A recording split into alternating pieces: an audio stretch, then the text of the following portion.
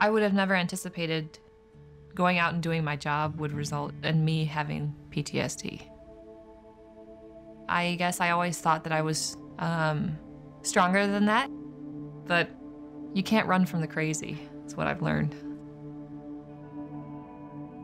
My name is Stacy Pearsall, and I own the Charleston Center for Photography, where I teach young photographers and also seasoned photographers. I also freelance around the world doing editorial and photojournalism.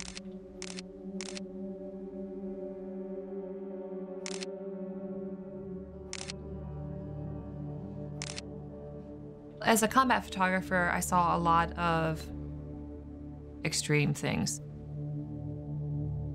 I can't turn that back. Unfortunately, I got to document one of the bloodiest battles in the war, now known as the Battle for Bakuba. From January until May, 118 soldiers died in Diyala province. I knew them in one way or another.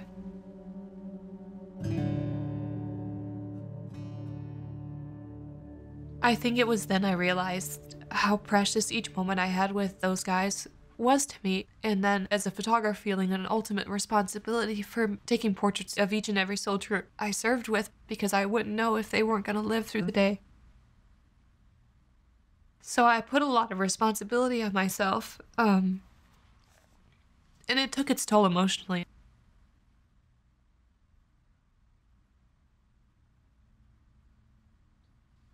I didn't really acknowledge the symptoms of PTSD, though they were happening. I didn't eat, I didn't sleep.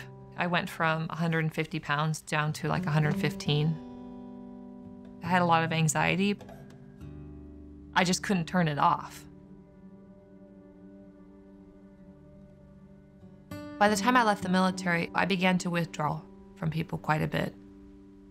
I was working myself to death, really, because I felt like as long as I kept working, then I didn't have to think about my friends who died, and I didn't have to address the symptoms of PTSD. I isolated myself a lot.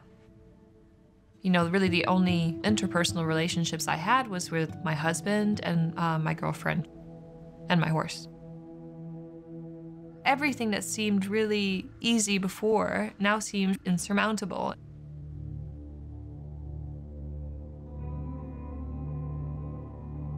It's not wanting to talk about anything personal with your friends. It's not wanting to call your family at all. Not wanting to walk your dog, go to the gym.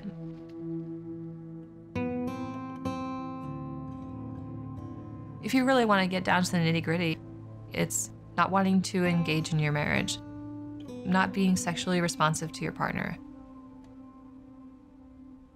And it was really the impact it was having on my marriage that caused me to want to go get treatment.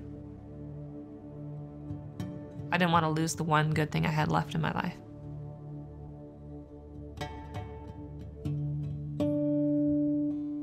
It's hard for me to say where I would be if I hadn't gone through treatment for PTSD, but I imagine I would still be in a very dark place, struggling in my marriage, no friends to speak of. And who's to say I would even be sitting here right now if I didn't get the help I needed.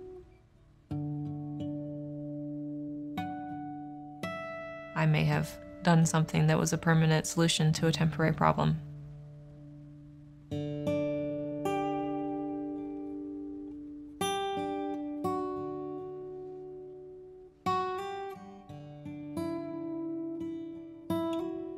I'm not 100% sure that I will ever be who I was prior to those experiences. But I am who I am now, and I'm living with it.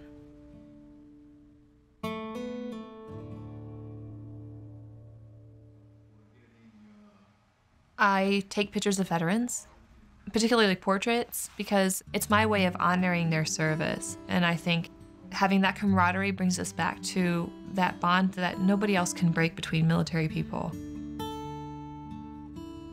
It's a common denominator between us. we've all served, we've all sacrificed, and we still care for each other and we're here for each other.